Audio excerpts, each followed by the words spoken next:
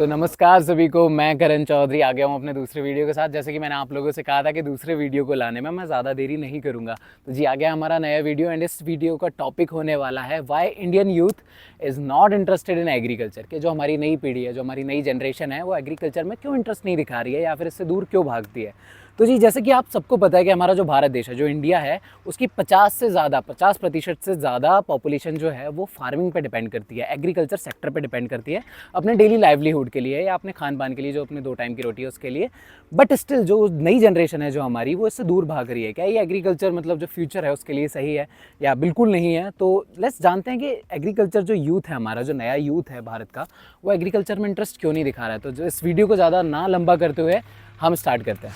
तो जैसा कि आप सबको पता है कि एग्रीकल्चर जो है वो इंडिया की बैकबोन रहा है, आज से नहीं काफ़ी सेंचुरीज पहले से। बहुत पहले से हम लोग जो है, हमारे जो भारत की बैकबोन है वो एग्रीकल्चर सेक्टर रहा है। बट स्टिल आज के लोगों को ये चीज़ की ज़्यादा नॉलेज नहीं है। जो मोस्टली जो लोग भागते हैं वो नौकरी के लिए, जो सिटीज़ में जो नौकरियाँ होती हैं उनके लिए। तो आज के टाइम पे जो एवरेज जो एज है किसान की, जो उम्र है, वो है 50 साल। बिकॉज जो rural areas, specially rural areas की बात करता हूँ, गाँव वाले क्षेत्रों की, कि वहाँ का जो यूथ है, जो यंग जनरेशन है, वो सोशल मीडियाज़ पे देखते हैं सिटी की लाइफ क्या है।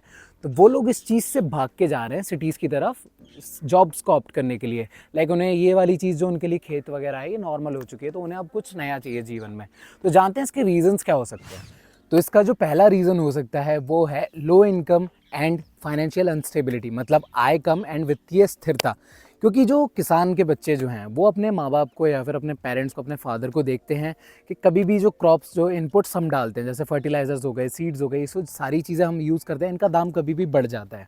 और जो हमारी क्रॉप, जो यील्ड होती है हमारा, जो हमें मुनाफा दे सकती है, उसका जो दाम होता है मंडी में कभी कभार घट जाता है, जो कि कभी कभार प्रॉफिट तो बहुत दूर की बात है, बट किसान को उल्टा लॉस में ले जाता है। तो ये सारी चीज़ें किसान का बच्चा देखता है। मान लो कभी भी एकदम से वेदर चेंज हो गया, तो किसान जो पूरी अपनी क्रॉप पे डिपेंडेंट है, वो एकदम से सारी नष्ट हो चुकी है, तो फिर उसका तो बिल्कुल लॉस ही हो जाएगा ना उस जगह। तो ये सारी प्रॉब्लम्स एक किसान का बच्चा देखता है, तो कहीं ना कहीं वो इस एग्रीकल्चर से दूर भागना चाहता है और कहीं सिटी में जाके एक बेटर जॉब, जहाँ पे नॉर्मल भाई ज़्यादा मेहनत ना करनी पड़े, ज़्यादा फिजिकल वर्क ना हो, जिसमें वो चीज़ को चूज़ करता है। तो इसका दूसरा रीज़न जो हो सकता है वो है लैक ऑफ मॉडर्न टेक्नोलॉजी। क्योंकि आपको भी पता है कि जो आजकल की यंग जनरेशन है वो मॉडर्न एआई टूल्स से ज़्यादा आकर्षित होती है, ना कि अपने पुराने ट्रेडिशनल मेथड से। ट्रेडिशनल मतलब जो हम परंपरागत करते आ रहे हैं वो सारी चीज़ें। तो होता क्या है कि ये सारी चीज़ें ना होने के कारण रूरल एरियाज़ में जो बच्चा है, यंग जनरेशन जो है हमारा, वो खेती की तरफ आकर्षित नहीं हो पाता। क्योंकि उसे क्या दिखता है, फिजिकल वर्क ज़्यादा दिखता है कि हाँ भाई खेतों में जाना है, पूरी पूरी दोपहर पड़े रहना है, पूरे शाम तक, जब तक भाई पानी लग रहा है, मान लो रात में जाना पड़ रहा है पानी लगाने के लिए। तो ये सारी चीज़ें आज भी इंडिया में है रूरल एरियाज़ में, जिसके कारण जो बच्चा है वो इस खेती की तरफ नहीं आता, बल्कि अपनी वाइट कॉलर जॉब्स के लिए सिटी की तरफ भागता है। तीसरा जो हमारा रीज़न है भाई, ये सबसे बड़ा रीज़न है इस चीज़ का, वो है सोशल स्टिग्मा। सोशल स्टिग्मा मतलब हिंदी में सामाजिक कलंक। क्योंकि खेती को हमेशा एज अ फेलियर देखा जाता है कि हाँ भाई, जो इंसान कुछ भी नहीं कर पाया वो वापस आके खेती कर रहा है, या फिर इसको मतलब एज अ बैकअप ऑप्शन लिया जाता है कि हाँ अगर कुछ नहीं कर पाए तो हाँ खेती तो है ही सही।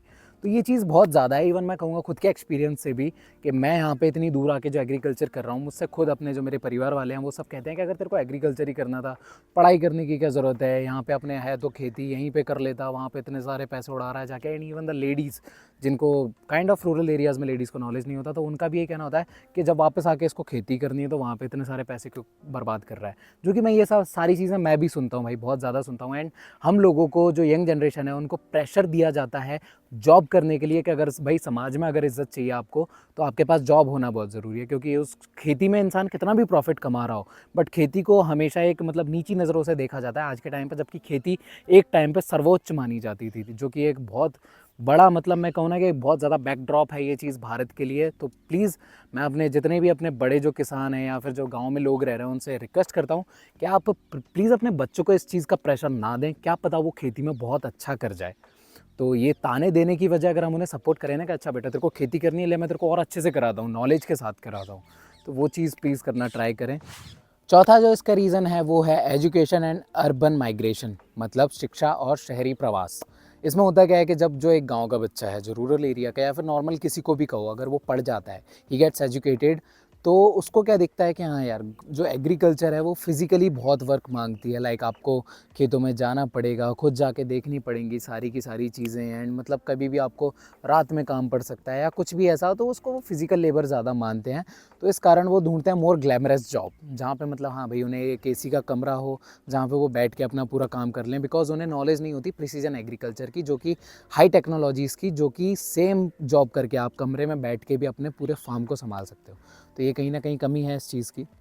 तो जो पांचवा और लास्ट रीज़न जो है हमारा, वो है लैंड फ्रेगमेंटेशन। जैसे कि आपको पता है कि गांव में एक रूल होता है कि हाँ भाई, जिसके जितने बच्चे होते हैं उनमें सारी प्रॉपर्टीज़ को बराबर बराबर बांट दिया जाता है। उसकी वजह से होता क्या है, जो एक जगह पे किसी हमारे पुरखे का जो एक जगह पे बहुत बड़ा खेत होगा, वो बट जाता है बाकी सारे भाइयों में, और उसके बाद उनकी पीढ़ियों में, जो कि जैसे कि जो अभी यंग जनरेशन है उनके पास बचे हुए हैं अब जगह जगह पे प्लॉट्स। लाइक मान लो आपके 3 गाँव में ज़मीन है, तो आपके 3 गाँव में मतलब आपके खेत हैं। उस चक्कर में होता क्या है कि आपको 3 जगह लेबर रखनी पड़ेगी, 3 जगह बार बार अप डाउन करना पड़ेगा, पेट्रोल का खर्चा, डीजल का खर्चा, सारी चीज़ें हो जाती हैं। तो इसमें क्या हो जाता है, लागत ज़्यादा हो जाती है एंड प्रॉफिट कम हो जाता है, जो कि कहीं ना कहीं यंग जनरेशन को दिखता है और वो इस चीज़ को चूज़ करना कम पसंद करते हैं, बिकॉज इसमें मोबिलाइजेशन बहुत ज़्यादा होता है, आपको इधर से उधर अप डाउन बहुत ज़्यादा करना पड़ता है। तो चलिए हमारे एग्रीकल्चर के बच्चों से भी पूछ लेते हैं, जो यहाँ पे पढ़ने के लिए आए हैं, बीएससी एग्रीकल्चर या एमएससी, कि वो आगे जाके कभी खेती करना पसंद करेंगे। तो चलिए तो पूछ लेते हैं हमारे पहले जो स्टूडेंट हैं हमारे एग्रीकल्चर के ही, उनसे कि उनका पॉइंट ऑफ व्यू क्या है इस चीज़ को लेके। तो आप मुझे बताइए कि आपका इस चीज़ को लेके क्या पॉइंट ऑफ व्यू है, कि जो लाइक आप फ्यूचर में कभी खेती करना पसंद करेंगे? देखिए फ्यूचर में मैं करना पसंद करूंगा वैसे खेती। ये मेरा मतलब एक है, ड्रीम भी है कि मैं अपना एक कोई खेत हो, कोई जगह हो, मैं कुछ अपना ग्रो कराऊं। तो मतलब इस चीज़ को लेके आप पे प्रेशर रहता है कि मतलब कि हाँ भाई, एक जॉब भी करनी ज़रूरी है, अगर आपको समाज में इज्जत चाहिए, खेती में कुछ नहीं रखा है ऐसा वैसा? हाँ, ऐसा घर पे है कि आप एक प्रॉपर जॉब चाहिए, इसमें स्टेबिलिटी नहीं है, जॉब में स्टेबिलिटी रहेगा। बट अगर मैं इस खेती से ही ज़्यादा प्रॉफिट निकाल लूँ तो वो मैनेज हो जाएगा, फिर वो घर वाले वो नहीं देखेंगे। वो आप अगर आप सेटल हैं एक जगह पे, अच्छी जगह पे, आपका मन लग रहा है उस जगह पे, आपका इंटरेस्ट है, तो वो घर वाले भी फिर 1-2 साल में वो। चलिए, थैंक यू सो मच। तो भाई दूसरा है हमारे पास हमारा दोस्त Amit, he is with me in agriculture. तो भाई अमित, एक बात बताओ कि आप कभी फ्यूचर में फार्मिंग खेती करना पसंद करोगे? अरे बिल्कुल भाई, बिल्कुल करना पसंद करेंगे यार फार्मिंग तो। पर ऐसा मतलब कोई घर वालों से प्रेशर नहीं है कि मतलब यार एक जॉब ढूंढ लो, स्टेबल होती है, ऐसे जॉब ज़्यादा अच्छी चीज़ है? यार देखो, जॉब तो एग्रीकल्चर में भी है, ऐसा नहीं है। अगर लोगों को नॉलेज हो इस चीज़ में कि हमें कहाँ पे अपना नॉलेज को इन्वेस्ट करना है, एग्रीकल्चर ऐसा नहीं है भाई, बेसिक से लेकर के बहुत टॉप लेवल तक का जॉब्स, ऑफिसर लेवल तक का भी जॉब्स एग्रीकल्चर में है भाई। तो क्यों नहीं करना चाहिए। और मेरे पेरेंट्स तो लेकिन काफी मतलब जो रूरल एरियाज़ के जो बच्चे होते हैं, लड़के होते हैं, वो ज़्यादातर क्या देखते हैं कि यार उनको ये हाईटेक फार्मिंग नहीं दिख रही है। अपन तो चल यहाँ पे पढ़ रहे हैं, बट उनको वो चीज़ नहीं दिखती, तो वो क्या करते हैं कि वाइट कॉलर जॉब्स के लिए भगते हैं सिटीज़ में। तो उसके ऊपर मतलब क्या है, मतलब क्या होना चाहिए उस चीज़ के लिए? भाई ऐसा है कि उनको थोड़ा सा इन्वायरमेंट में घुलना मिलना चाहिए और नॉलेज इस चीज़ के बारे में लेना चाहिए कि हमारे इंडिया में भी कहाँ कहाँ तक क्या क्या चीज़ पहुंच चुका है। चाहे एग्रीकल्चर सेक्टर में ही क्यों ना हो भाई, काफ़ी आगे बढ़ रहा भी है और बढ़ेगा भी। तो रूरल एरियाज़ में हो चाहे अर्बन एरियाज़ में हो, लोगों को इस चीज़ को समझना चाहिए और करना चाहिए भाई। कहीं ना कहीं अपने जो बड़े हैं, अपने पेरेंट्स हैं, उनको भी अपनी सोच सुधारने की थोड़ी इस चीज़ में ज़रूरत है। बिल्कुल बिल्कुल, पेरेंट्स को तो खास करके सपोर्ट करना चाहिए बच्चों को। सिर्फ जॉब ही ना, अगर इंडिपेंडेंट भी हो तो वो भी एग्रीकल्चर में भाई काफ़ी बढ़िया है, करना चाहिए भाई। हमें थैंक यू सो मच। तो आपने बच्चों का रिव्यू तो सुन ही लिया, क्या था क्या नहीं। तो चलिए अब बात करते हैं कि इस चीज़ के सॉल्यूशंस क्या हो सकते हैं, जो भी हमारी प्रॉब्लम्स है कि यूथ क्यों अट्रैक्ट नहीं हो रहा है। हाँ जी, तो अगर कोई चीज़ हमारे में प्रॉब्लम है तो ऑब्वियस सी बात है उसका सॉल्यूशन भी होगा। तो क्या किया जाए जो हमारी जो यूथ है, जो यंग जनरेशन है, उसके फार्मिंग को अट्रैक्टिव दिखाने के लिए? तो इसका जो पहला जो आता है हमारा, वो है इंट्रोड्यूस एग्रीटेक फार्मिंग।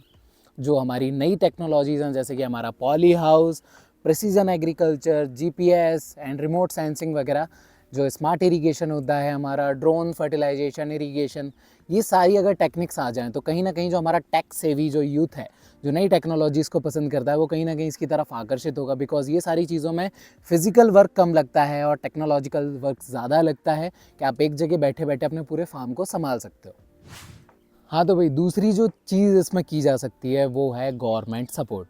अगर गवर्नमेंट हमारे जो इंश्योरेंस स्कीम्स दी जाती हैं, जो इवन जो मैंने आपको यूनियन बजट बताया था 2025 एंड 26 का, उसमें भी जो स्कीम्स हैं अगर वो सच में लागू होती हैं एंड फार्मर्स को सपोर्ट मिलता है, उनके जो लोन्स वगैरह होते हैं उन्हें माफ़ किया जाता है, तो ये सारी चीज़ें कहीं ना कहीं यूथ को अट्रैक्ट करेंगी, बिकॉज जो उनके पेरेंट्स हैं जो ऑलरेडी जो एग्रीकल्चर में हैं इन्वॉल्व, अगर उनको मतलब इस चीज़ से शांति मिलती है थोड़ी कि हाँ भाई थोड़ा रिलीफ मिल गया, अब चैन से खेती कर सकते हैं, तो कहीं ना कहीं यूथ अट्रैक्ट हो सकता है उस चीज़ से। अगर गवर्नमेंट हमारी सपोर्ट करे, फार्मर्स के जो रिस्क हैं उन चीज़ों पे थोड़ा ध्यान दे एंड उनको मुनाफे में मतलब उनकी हेल्प करे, जो भी उनका जो प्रॉफिट होता है।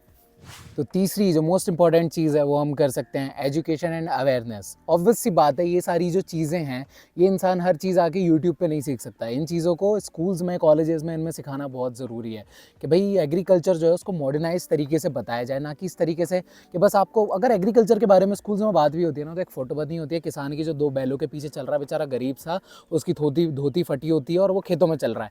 अब ऐसे आप अगर एग्रीकल्चर को इस तरीके से दिखाएंगे तो कौन सा बच्चा उससे अट्रैक्ट होने वाला है।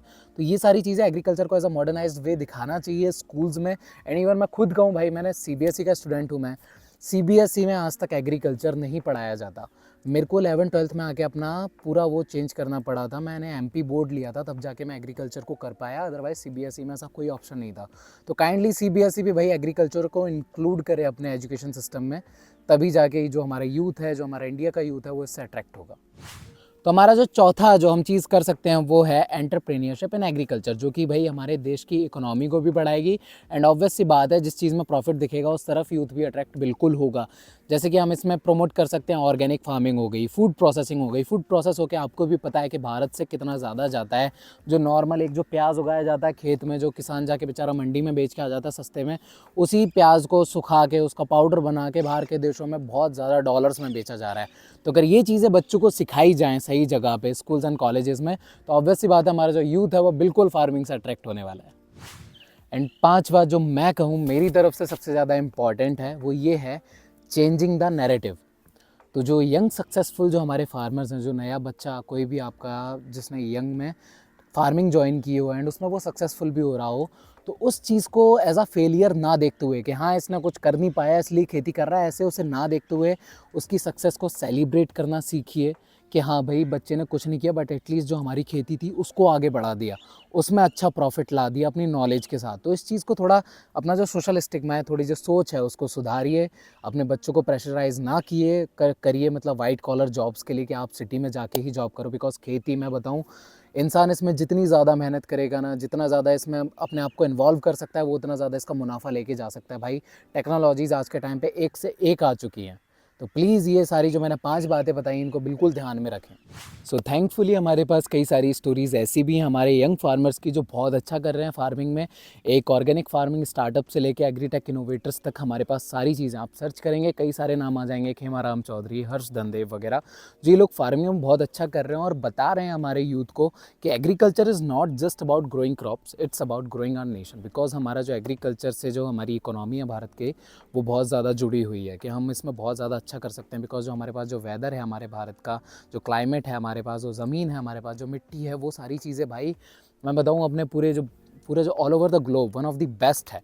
तो प्लीज़ मतलब जो अपना यूथ है, जो हमारे जो यंग जनरेशन है, उनको प्रमोट करिए आप। जो कॉलेजेस स्कूल्स में ये सब सिखाइए कि मतलब जो हमारे नए यूथ को भेजा जाए इस फार्मिंग की तरफ। बाकी मेरा तो जो पॉइंट ऑफ व्यू था वो मैंने आपको सबको बता दिया। मुझे आप बिल्कुल बताएं कमेंट करके कि क्या हमारे जो यूथ है, जो यंग जनरेशन, उसको वापस से खेतों की तरफ जाना चाहिए। बिकॉज मैं यही मानता हूँ कि it's time to like send them to the fields again. Because अगर ये जो अभी 50 साल के जो किसान बच्चे हैं हमारे खेती में, बिकॉज उनके बाद मेरे को नहीं लगता कोई भी इंटरेस्टेड है अभी एग्रीकल्चर में। तो अगर ये नहीं होंगे तो आई गेस भारत का जो फ्यूचर है वो कहीं ना कहीं खतरे में है। तो कमेंट करिए, बताइए आपका पॉइंट ऑफ व्यू क्या है इस चीज़ से रिलेटेड। लाइक करिए भाई, सब्सक्राइब करिए, सब्सक्राइब करना ना भूलें। बिकॉज जैसे कि मैं हमेशा कहता हूँ, if you are agree with Karan please subscribe agree with Karan.